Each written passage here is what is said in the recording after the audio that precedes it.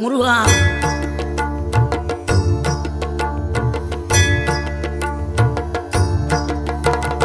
ஆறுபடை வீடும் அருள் வழங்கும் முருகா அருகே நீ ஓடோடிவா.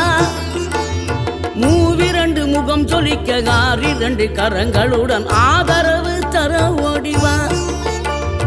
ஆறுபடை வீடும் அருள் வழங்கும் முருகா அருகே நீ ஓடோடிவா.